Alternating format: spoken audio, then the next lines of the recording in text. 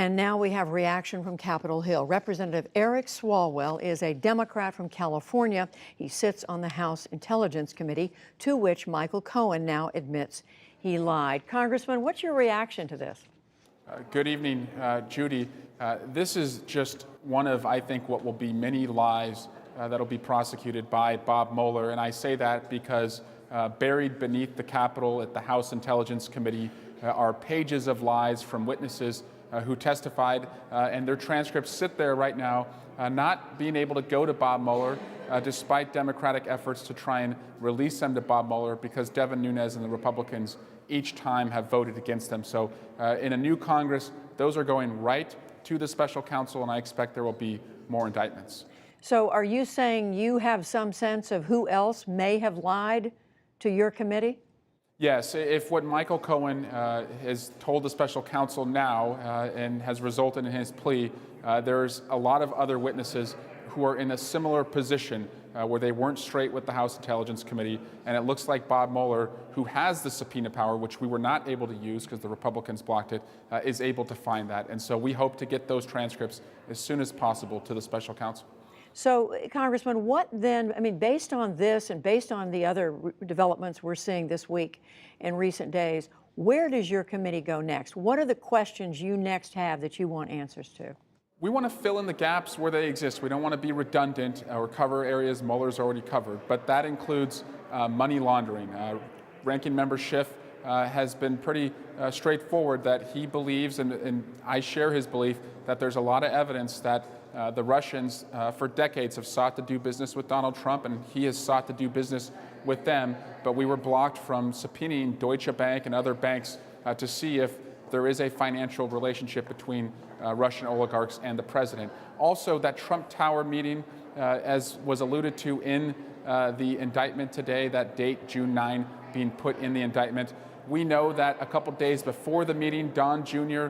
made a phone call to Russia and then made a call that was blocked on the cell phone transcript that we have, and then called back to Russia. We have strong evidence that suggests that might be communication between Donald Jr.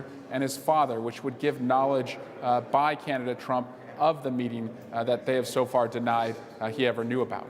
Well, let me ask you about the financial question, the money laundering allegations that you're referring to. To what extent can the president be held accountable, be held culpable, if there is evidence of money laundering? Because the president has said, as president, he can't be prosecuted for financial dealings.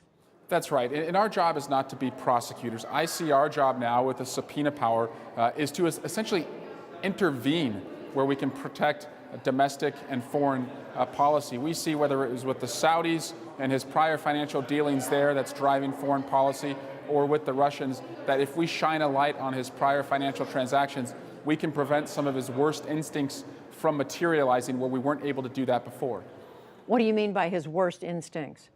Well, he has put so typically I think presidents govern on their values and American values, and we see a president who is governed by transactions rather than by values. And those transactions have allowed, for example, with the Saudis, a U.S. resident who worked for a U.S. publication was killed on NATO soil, and we have done almost nothing to punish the country that did that, and we're finding out that there was a prior financial relationship with the president and the Saudis, and that seems to be dictating the foreign policy there, and also the same with Russia. He's undermining the intelligence community findings with respect to Russia, and we know that the president has had investments in Russia before, trademarks he's sought in Russia before, and as this plea with Michael Cohen lays out, a mega development deal that he was trying to do during the pendency of the campaign with the Russians. But Congressman, you're aware President Trump has denied any impropriety when it comes to either Saudi Arabia or Russia. He's called all of this a witch hunt, that Democrats are out to get him